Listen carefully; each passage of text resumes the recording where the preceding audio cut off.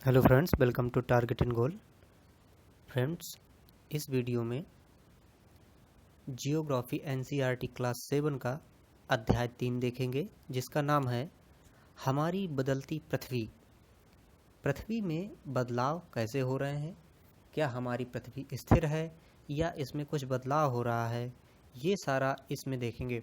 इस चैप्टर में काफ़ी कुछ जानने के लिए है, जैसे कि भूकंप और ज्वालामुखी, भूकंपीय तरंगें और नदियाँ और नदियों से बनने वाली जो भी स्थलाकृतियाँ हैं, तो ये सारा कुछ काफ़ी कुछ जानने को है इसमें।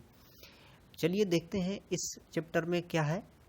तो देखिए, हमारी बदलती पृथ्वी, इसके पहले वाले अध्याय में हमने ये देखा था कि हमारी जो पृथ्वी है वो परतों से बनी है। उसमें से कई परतें हैं, जिसमें से हमने मंडल भी देखे थे। तो उनमें से एक मंडल था स्थल मंडल।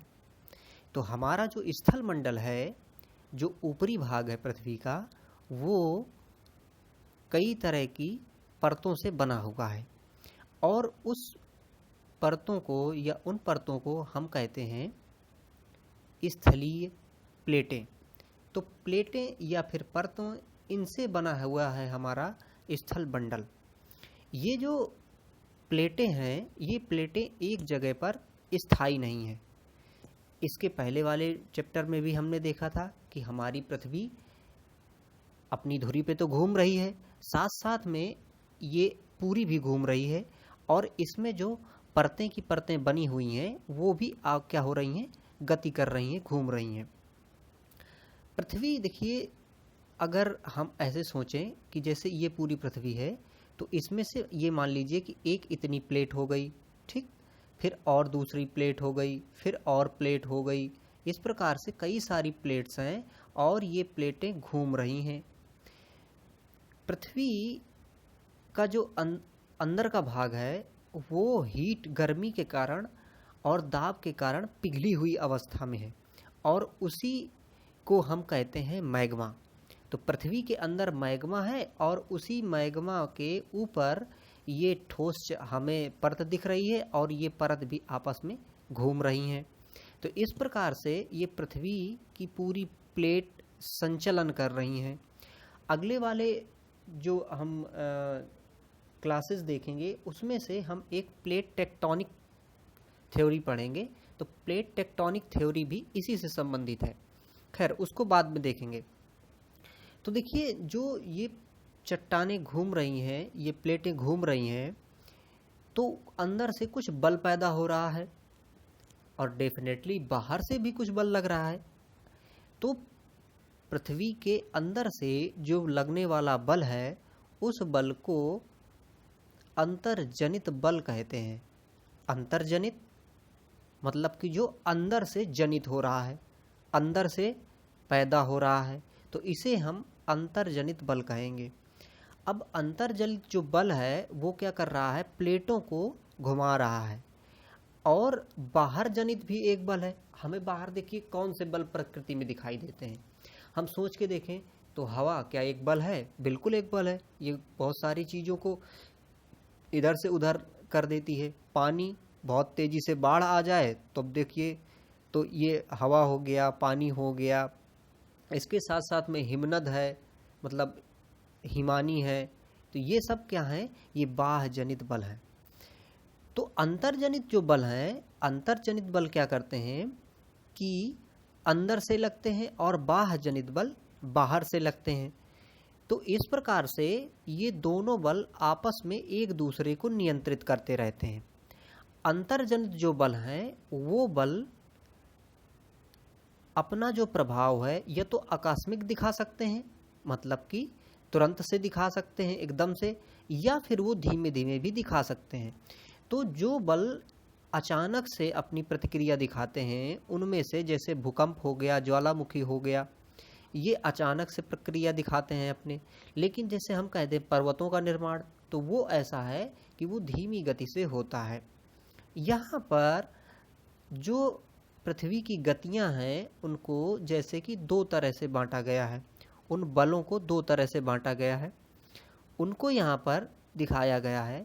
तो देखिए, ये जो बल हैं, जो पृथ्वी की गतियां हैं वो दो तरह के बल से हो रही हैं, एक अंतर्जनित से, एक बाहर जनित से। अंतर्जनित में देखिए दो तरह का हो रहा है, एक तो आकस्मिक हो रहा है, मतलब एकदम से हो जाए। तो एकदम से होने वाली क्रियाएं कौन कौन सी हो सकती हैं? या तो भूकंप हो सकता है ना, ज्वालामुखी हो सकता है, या फिर भूस्खलन हो सकता है। इन्हीं के बारे में थोड़ा थोड़ा आगे अभी हम और भी पढ़ेंगे, ठीक है। देखिए पटल विरूपण, पटल विरूपण का ये मतलब होता है कि जैसे एक कोई ये पटल है, ठीक है। अब ये पटल क्या हो रही है कि मान लीजिए एक दूसरी यहाँ पे एक पटल है और इस पटल के नीचे धंस रही है, ठीक है। ये यहाँ से पटल, एक ये पटल नीचे धंस रही है। तो इसके धंसने से क्या होगा कि ये पृथ्वी के नीचे को जैसे ही जाएगी तो नीचे पृथ्वी गर्म है, तो गर्म होने से ये क्या होगी, पिघलने लगेगी, और पिघलने के साथ साथ में ये क्या होगा, इसका मैग्मा ऊपर की ओर उठने लगेगा। तो इस प्रकार से ये देखिए पर्वत का निर्माण हो जाएगा। तो ये वाली जो क्रियाएं होंगी वो जो पटल विरूपण वाला है उससे क्या होगा, पर्वत निर्माणकारी बल है ये, अर्थात पर्वतों के इससे निर्माण होंगे। अब देखिए जो बाहर वाले बल हैं, तो बाहर वाले बलों में से क्या है, अपरदन है, निक्षेपण है। अपरदन और निक्षेपण, अपरदन का मतलब होता है कि चट्टानों का टूटना, और निक्षेपण का मतलब होता है कि उन चट्टानों के कणों का किसी भी जगह पर इकट्ठा होना। तो अपरदन और निक्षेपण। फिर देखिए इसमें से जो बाहर जनित बल है और क्या है, जैसे नदी का बहता हुआ जल, पवन है ना, समुद्री तरंगे हैं, और एक और है हिमनद है। तो इन सबको हम थोड़ा सा अभी यहाँ पर समझेंगे और देखेंगे। देखिए स्थलीय प्लेट जो है, आप जानते हैं कि वो समान आकार की नहीं होती हैं। क्यों? क्योंकि वो किसी भी आकार की हो सकती हैं, वो छोटी हो सकती हैं, वो बड़ी हो सकती हैं। तो स्थलीय प्लेटें एक आकार की नहीं होती हैं। यहाँ पर देखिए ज्वालामुखी के बारे में अब बताया गया है। तो हमने देखा था कि अंतर्जनित जो बल है उसमें से ज्वालामुखी भी था एक। तो अंतर्जलित और अंतर्जनित में भी कैसा, जो आकस्मिक था, एकदम से होने वाला था, उसको यहाँ पर दिखाया गया है। तो देखिए यहाँ पर एक ज्वालामुखी का चित्र हमारे इधर पे है। तो ज्वालामुखी क्या होता है, अगर सिर्फ हम इतने बात को समझें कि ज्वालामुखी और इस शब्द को देखें, तो ये शब्द कह रहा है कि ज्वाला का मुख, मतलब ऐसा मुख जिससे ज्वाला निकले उसे हम कहेंगे ज्वाला मुख। तो देखिए ज्वालामुखी का मतलब सिर्फ ये है, इतना इसका मुख जो है इसे कहेंगे हम ज्वालामुखी। अब देखिए ज्वालामुखीयता जो है वो पूरी प्रक्रम है जिसमें से लावा पृथ्वी के अंदर से निकलता है और बाहर फैलता है। हमें मालूम है कि हमारी पृथ्वी अंदर क्या है, गर्म है। तो गर्म होने के कारण अंदर ये पिघली हुई अवस्था में है। हमने इसके पहले वाले चैप्टर में पढ़ा था कि जो हमारी पृथ्वी है वो भूपर्पटी, मेंटल और क्रोड में बटी हुई है, ठीक है।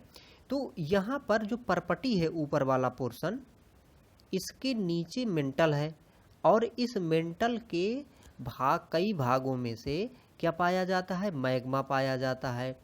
और ये मैग्मा जब ये परत ऊपर से कमज़ोर अगर होने लगती है तब वो क्या करता है कि यहाँ से बाहर निकलने लगता है, और यहाँ निकल के ये धीरे धीरे क्या होता है, ऐसे जमा होने लगता है, ऐसे जमा होने लगता है। और जमा होने के बाद में यहाँ पर ये एक स्थायी रूप अपना ले लेता है।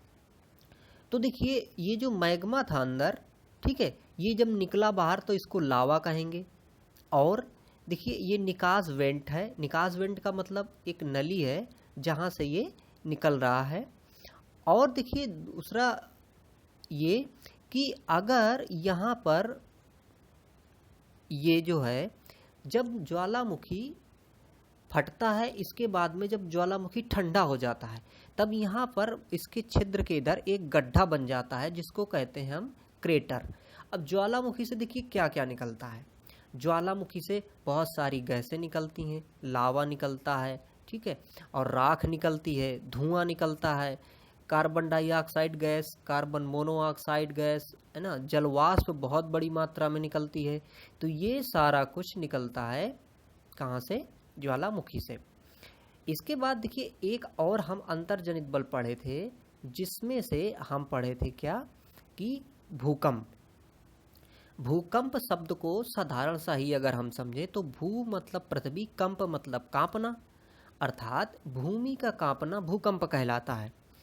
तो हमारी जो देखो परपटी जो है वो परतों से चूंकि बनी है, हमारी पृथ्वी पर इसी तरह से बनी है, प्लेटों प्लेटों से बनी है।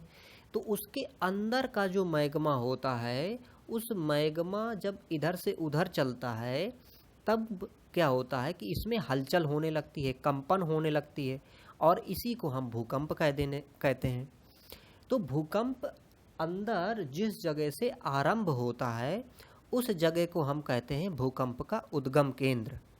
और भूकंप जब नीचे किसी जगह उत्पन्न होता है तो सबसे पहले ऊपर परपटी पर जिस जगह पर वो अपना प्रभाव दिखाता है उसको कहते हैं अधिकेंद्र। तो अधिकेंद्र, और अधिकेंद्र से फिर क्या कि वो दूसरी जगह की ओर फिर तरंगें चलती हैं और वो प्रभाव डालती हैं। देखिए इस चित्र में देखिए, यहाँ पर ये भूकंप का ये केंद्र है, वह स्थान जहाँ पे भूकंप शुरू हुआ इसे कहते हैं उद्गम केंद्र। अब पृथ्वी के ऊपरी सतह पर ये इस जगह पर क्या हुआ कि सबसे पहले प्रभाव इसने दिखाया, तो इसको कह देंगे अधिकेंद्र। अब ये देखिए प्लेटें हैं, तो ये तरंगें फिर इधर उधर हर जगह को चलेंगी और ये पृथ्वी पे कंपन पैदा करेंगी। तो इस प्रकार से हमारा ये भूकंप होता है।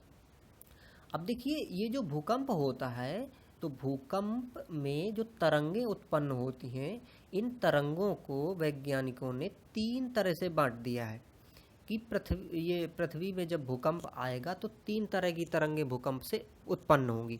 कौन कौन सी? एक पी तरंगें होंगी, एक एस तरंगें होंगी और फिर एल तरंगें होंगी। देखिए यहाँ पी का मतलब है प्राइमरी वेव्स, मतलब इनको प्राथमिक तरंगें भी कहते हैं। एस का मतलब होता है सेकेंडरी वेव्स, मतलब ये द्वितीयक तरंगें हैं। एल का मतलब होता है लॉन्गिट्यूडिनल वेव्स, या फिर ये धरातलीय तरंगें होती हैं। और इनमें सबसे ज़्यादा जो नुकसान होता है फ्रेंड्स, वो धरातलीय तरंगें करती हैं। क्यों? क्योंकि ये धरातल पर चलती हैं। खैर तरंगों के बारे में अभी इतना ही, हालांकि इनके बारे में और भी इनकी विशेषताएं हैं जिनको अगले वाले अध्याय में या फिर अगले जो भी क्लासेस रहेंगे उसमें से और भी बताया गया होगा, तो और भी हम उसमें देखेंगे। यहाँ पर देखिए जो भूकंप है, भूकंप के लिए कोई भविष्यवाणी नहीं की जा सकती है, मतलब कि कब भूकंप आएगा ये जानना बहुत ही मुश्किल है, क्योंकि हम पृथ्वी के अंदर की जो भी संरचना है उसको पूरी तरह से हम जान नहीं सके हैं अभी तक, और उसके अंदर जाना भी मुश्किल है। तो फिर हम उसका अनुमान कैसे लगाएं? इसके लिए जीवों के माध्यम से कुछ अनुमान लगाए जा सकते हैं। देखिए जब ये तरंगें जनरेट होती हैं, जब कोई भी देखिए ऊर्जा पैदा होती है, तो ऊर्जा क्या करती है कि तरंग पैदा करती है, और तरंगों में से हमें पता है कि हम जो सुन पाते हैं तरंगें वो होती हैं 20 से लेके 20,000 हर्ट्ज तक की तरंगें। अगर इससे कम की तरंगें अगर पैदा हो रही हैं तो हम नहीं सुन पाएंगे। तो ऐसी तरंगों को अगर हम नहीं सुन पाएंगे तो उनके लिए हम ये भी नहीं पता कर पाएंगे कि कुछ ऐसा होने वाला है। लेकिन कुछ जीव ऐसे होते हैं जो इस तरह की तरंगों को सुन सकते हैं, तो वो इस पे प्रतिक्रिया देते हैं। इसलिए वो जो पशु हैं या वो जो पक्षी हैं या वो जो जीव जंतु हैं, उनकी क्रियाओं को, उनकी अभिव्यक्ति को देख के हम ये कह सकते हैं कि शायद कुछ ऐसा होने वाला है। तो यहाँ पर जैसे कि जो पृथ्वी के संपर्क में रहने वाले जंतु हैं, जैसे कि सांप हो गया, मछलियाँ हो गई, मेढक हो गया, ये सारे इन घटनाओं को बहुत ही पहले जान जाते हैं मनुष्य से। एक अभी जब हमारे इधर पे 2004 में सुनामी आई थी, सुनामी, तो सुनामी तरंगें जब आई तो इसके पहले हमें तो नहीं पता चला, लेकिन जो हमारा एक भाग है अंडमान निकोबार द्वीप समूह, वहाँ एक जनजाति रहती थी जो समुद्र के काफ़ी निकट थी। तो उसने क्या किया कि अपनी जो भी वहाँ उनके जीव जंतु थे उनकी क्रियाओं को देख के उस जगह को उन्होंने छोड़ दिया, और कुछ ही समय बाद वो सुनामी आई और वो आइलैंड पूरा डूब गया। फिर बाद में जब पता लगाया गया कि वो आइलैंड तो डूब गया, वहाँ के आदिवासी कहाँ गए, तब फिर पता चला कि वो तो उस द्वीप को छोड़ के पहले ही चले गए थे, क्योंकि उनको पता चला गया था उन जीवों के माध्यम से कि ऐसा कुछ अनहोनी होने वाला है। तो ये जो जीव हैं, इन जीवों के माध्यम से हम कुछ इस तरह की चीज़ों को समझ सकते हैं फ्रेंड्स। अब देखिए जो भूकंप है, तो भूकंप को मापें कैसे? तो इसके लिए एक पैमाना है जिसको हम रिक्टर स्केल कहते हैं। तो रिक्टर पैमाने से हम भूकंप की तीव्रता को नापते हैं। ये जो भूकंप नापने का जो स्केल है, इसमें से यदि भूकंप की तीव्रता 2.0 मतलब अगर सिर्फ 2 तक है, तब ये कोई विशेष भूकंप नहीं है और इससे कोई नुकसान नहीं होता। लेकिन अगर 5 से ज़्यादा की अगर भूकंप आता है, तब वहाँ पर नुकसान बहुत ही ज़्यादा होता है। यहाँ पर देखिए एक 2001 में हमारे गुजरात का एक क्षेत्र है भुज।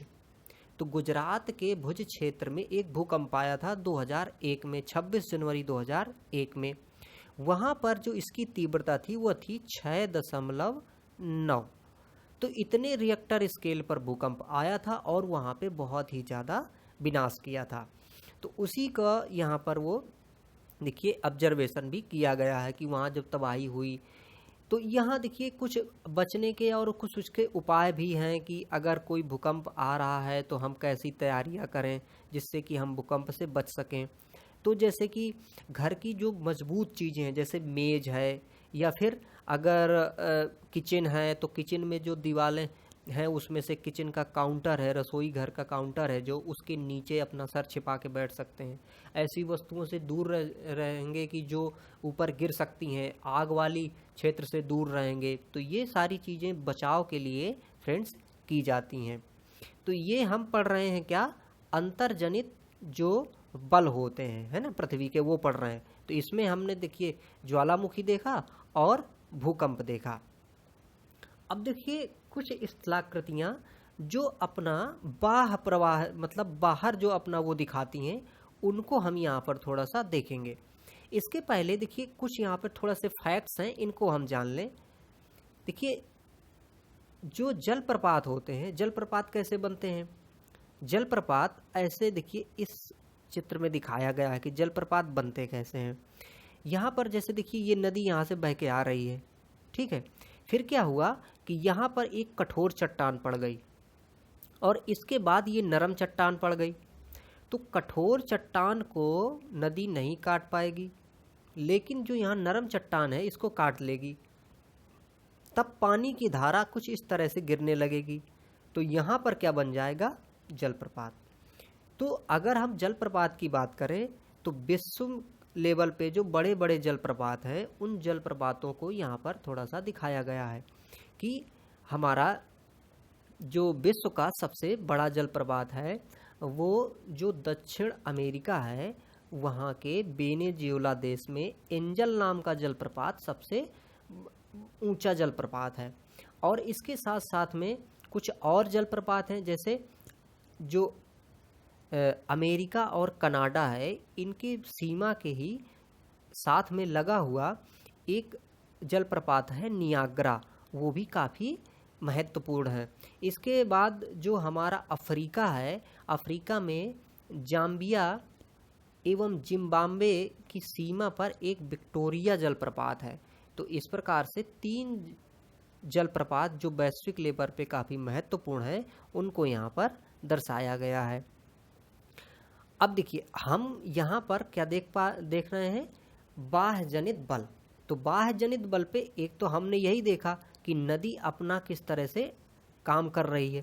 अच्छा देखिए बाह्य जनित बल पे हमने देखा था कि हवा, वायु, पानी, ये अपना, और इसके साथ साथ में हिम, ये क्या करते हैं कि सैलों को तोड़ते हैं और सैलों को तोड़कर ये अपना विक्षेपित कर देते हैं, एक जगह से दूसरी जगह इनको ले भी जाते हैं। तो इस तरह से ये अपना काम करते हैं। अब यहाँ पर देखिए एक नदी को प्रक्रिया में अगर देखें हम, तो जैसे देखिए जब नदी चलती है तो नदी सीधी सीधी ना चल के वो इस तरह से कुछ चलती है, ठीक है, ऐसे ऐसे ऐसे, ये इस तरह से चलती है। यहाँ पर देखिए ये दिखाया गया है। तो ये नदी का अपना एक क्षेत्र है और ये कुछ इस तरह से ये नदी चल रही है। जब ये नदी इस प्रकार से चलती है एक जगह से दूसरी जगह, तो नदी जब काफ़ी तेज वेग से चलती है तो अपने साथ बहुत सारे कंकड़, पत्थर, बालू, गाद, मिट्टी, ये सारा बहा के लाती है वो। तो जब ये बहा के लाती है तो ये ऐसा तो नहीं है कि हमेशा अपने साथ उसको बहा के ले ही जाएगी, नहीं ले जाएगी। उसको जब वो वहन करने लायक क्षमता नहीं रह जाएगी उसकी, तो उसको क्या करेगी, छोड़ देगी। और छोड़ देगी तो उससे क्या होगा कि मैदानों के निर्माण हो जाएंगे। और ये जो मैदानों के निर्माण होंगे, ये मैदानों के निर्माण हमें उपयोगी होंगे किसके लिए, कृषि के लिए। अब जब देखिए नदी चलती है तो चूंकि सर्पिलाकार चलती है, तो देखिए जैसे नदी इधर से इधर को चली। अब क्या था कि अगर ये नदी यहाँ भी देखिए चलती है तो क्या करती है कि ये इन क्षेत्रों पे ये कुछ अपना जो भी लाया गया मलबा है, अवसाद है, उसको छोड़ती जाती है। और इसके साथ साथ में कभी कभार ये पानी का ये क्षेत्र जो है ये छूट जाता है और इस क्षेत्र को हम कहते हैं चापाकार झील। तो ये एक झील का निर्माण कर देती है, जो चापाकार झील यहाँ से बनती है। अब देखिए जो ये पूरी नदी है, तो नदी का एक ये क्षेत्र जहाँ ये खूब सारी ऊंचाई होती है, इसके अंदर ही ये अपना बाढ़ का क्षेत्र आखिर मतलब अधिकांशता बनाती है। तो इसी जो क्षेत्र है, इस क्षेत्र के अंदर ही बहती है और इसी को हम कहते हैं तटबंध। तो नदी के ये तटबंध होते हैं। अब देखिए जब नदी अपने साथ जो अवसाद लाती है और उस अवसाद को जब वो ढोने में असमर्थ हो जाती है, तो वो भार को क्या करती है, धीरे धीरे छोड़ने लगती है। अब जब वो धीरे धीरे छोड़ने लगती है तो मैदान का निर्माण हो जाता है। और जब नदी पहुंचती है समुद्र में मिलने के टाइम, तो वहां पर ये क्या करती है कि वितरिकाओं में बढ़ जाती है। वितरिका क्या होती है, देखिए अपने साथ जैसे वो अवसाद लाई, अवसाद यहाँ कई सारा अब ये इकट्ठा होने लगा, तो ये नदियाँ कई छोटे छोटे उसमें बट जाएगी। इन्हीं को कहते हैं वितरिका। ठीक है, छोटी छोटी धाराएं जो हो जाती हैं इनको हम वितरिकाएं कहते हैं। फिर ये बाद में समुद्र में मिल जाती है। तो इस प्रकार से ये डेल्टा का निर्माण करते हैं। और विश्व में जो सबसे बड़ा डेल्टा है वो हमारी गंगा और ये जो ब्रह्मपुत्र नदियां हैं, इन दोनों के द्वारा बनाया गया डेल्टा है। ये हमारा जो पश्चिम बंगाल है ये, और इसी क्षेत्र में ये फैला हुआ है। अब इसके साथ साथ देखिए जो बाहर जनित बल है, तो बाहर जनित बल में समुद्र की लहरें भी बाह्य जनित बल हैं। तो समुद्र की लहरें देखिए क्या क्या बनाती हैं। समुद्र की लहरें जब चलती हैं तो वो क्या करती हैं कि तटबंध से वो मतलब अंदर से तट की ओर आती हैं। तो तट में मान लीजिए कि ये कोई स्थलीय क्षेत्र है, तो स्थलीय क्षेत्र में ये टकराएंगी और टकराने के बाद में ये थोड़ा सा यहाँ इसको क्या करेंगी, खोखला करेंगी। जब ये थोड़ा सा इसको खोखला करेंगी और अंदर और खोखला करती चली जाएंगी, तब इसे हम कहेंगे समुद्र गुफा। जब ये अंदर पूरा तोड़ देंगी इसे और तोड़ के पानी इतना ज़्यादा जगह बना लेगा कि बहुत बड़ा क्षेत्र हो जाएगा, तब हम इसको कह देते हैं तटीय मेहराब। इसके बाद अगर मान लीजिए कि ये इतना ज़्यादा टूट गया कि ये यहाँ से पूरा इसको तोड़ दिया इसने, ये भाग इसका क्या हुआ, अलग हो गया, तब ये क्या बन जाएगा, स्टैक। तो इस प्रकार से जो तटीय जो तरंगे हैं वो क्या करती हैं कि इस प्रकार कई तरह की संरचनाएं बना देती हैं। तो जिसमें से हमने देखा समुद्री गुफा, तटीय मेहराब या फिर स्टैक, इन सारी स्थलाकृतियों का वो निर्माण कर देती हैं। अब देखिए हिम नदी क्या होती है। जिस प्रकार से ये पानी की नदी होती है, इसी प्रकार से हिम मतलब बर्फ की नदी भी हो सकती है। तो जो पहाड़ होते हैं, पर्वत होते हैं, जब वो ज़्यादा ऊंचाई में हो जाते हैं तो वहाँ पर बर्फ़ जमने लगती है। और वो बर्फ़ ऐसा नहीं है कि हमेशा एक जगह पर ही स्थायी रहती है, वो धीरे धीरे नीचे की ओर खिसकने लगती है। अब देखिए जब ये बर्फ़ पूरी नीचे को खिसकेगी तो इसके नीचे वाले पोर्शन में क्या कंकड़ हैं, पत्थर हैं, चट्टानें हैं, तो इन कंकड़ पत्थर चट्टानों को भी वो अपने साथ नीचे को लाती जाती है। और जब ये नीचे को लाती जाती है तो वो किसी किसी जगह जहाँ पे खाली जगह होता है वहाँ पे उनको वो निक्षेपित भी कर देती है, छोड़ देती है। तो इस प्रकार से ये निक्षेपण का काम कर लेती है। और जब ये नीचे को और हिमनद बहती है तो वहाँ पर अगर ये बर्फ इकट्ठा हो गई तो गर्मी के मौसम में जब वहाँ पर ये पिघलती है तो वहाँ बहुत ही अच्छी अच्छी झील बन जाती हैं फ्रेंड्स। तो इस प्रकार से हिमनद भी क्या करता है, इस तरह का काम करता है। अब देखिए पवन, पवन भी कैसा था, ये बाह्य जनित बल था। तो पवन कैसे काम करता है, आप जानते हैं कि जहाँ पर रेगिस्तान होता है वहाँ पर पवन अपना ज़्यादा प्रभाव दिखाता है। तो रेगिस्तानी क्षेत्र में ये बालू को एक जगह से उड़ा के दूसरी जगह ले जाता है, जिससे बड़े बड़े टीले के टीले बन जाते हैं, जिन्हें हम क्या कहते हैं, बालू के टिब्बे। तो बालू के ये देखिए तरंगित टिब्बे बन जाते हैं, इस प्रकार से ढेर के ढेर हो जाते हैं। अब देखिए यदि बालू काफ़ी दूर तक अगर उड़ के चली जाए और काफ़ी बड़े मैदान पे फैल जाए, तब हम उसको कह देते हैं कि ये मैदान बन गया। और बालू से बने जो मैदान हैं इनको कहते हैं लोयस के मैदान, या लोयस कहते हैं इन्हें। और देखिए जब ये जो बालू है जब उड़ती है तो ये कई तरह की और भी स्थलाकृतियों का निर्माण करती है, जैसे कि छत्रक टीला। छत्रक टीला कैसे, जैसे मान लीजिए कि एक देखिए एक ये कोई एक टीला था, ठीक है। अब यहाँ पर ये बालू है और यहाँ से उड़ के जा रही है, तो ये क्या करेगी कि इस क्षेत्र को धीरे धीरे कटाव कर देगी इसका। तो मान लीजिए कि ये क्षेत्र इतना ही बचा। जब ये क्षेत्र देखिए इतना ही बचा तो क्या होगा कि जैसे इस तरह से और ये कुछ इस तरह से बन जाएगा क्षेत्र, तब ये क्या होगा कि छत्रक टीला कहलाएगा ये। तो इस प्रकार से बालू छत्रक टीला का भी निर्माण करती है। तो इस प्रकार से हमने इस चैप्टर में ये सारी चीजें देखी। अच्छा, अब यहाँ पर कुछ इसके प्रश्न हैं जिनको हम हल कर लेते हैं, जो एग्जाम्स में सीधे सीधे भी पूछे जा सकते हैं फ्रेंड्स। तो यहाँ पर देखिए पहला क्वेश्चन है जो हमारा वो है, इनमें से कौन सी समुद्री तरंग की विशेषता नहीं है। समुद्री जो तरंगे हैं उनकी विशेषता इनमें से कौन सी नहीं है। देखिए समुद्री गुफा तो बनाती थी वो, किनारे पे तो जाएगी, लेकिन सैल इसकी विशेषता नहीं है ना। जरूरी नहीं है कि तट पे सैल हो ही, सैल नहीं होगा तो उस तरह का मैदान होगा, है ना। तो इस प्रकार से ये क्या होगा, सही होगा इसमें।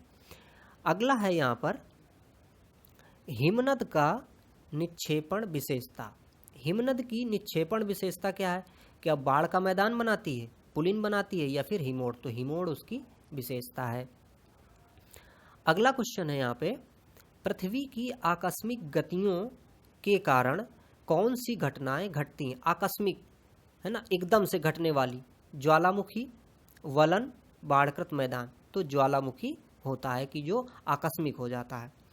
छत्रक शैलें कहाँ बनती हैं, अभी छत्रक टीला हमने देखा था फ्रेंड, तो वो कहाँ बनता है, रेगिस्तान में बनता है, नदी में और हिमनद में नहीं बनता है। फिर इसके बाद चापाकार झील। चापाकार झील हमने देखा था जब नदी विसर्पित करके बनती है तो चापाकार झील बनाती है। तो नदी का ये जो नदी घाटी है इस पे बनेगा चापाकार झील। तो ये प्रश्न थे फ्रेंड्स और ये था वीडियो। अगला जो भी लेक्चर होगा, जो भी चैप्टर होगा, हम उसको भी फ्रेंड्स पढ़ेंगे। Thank you for watching.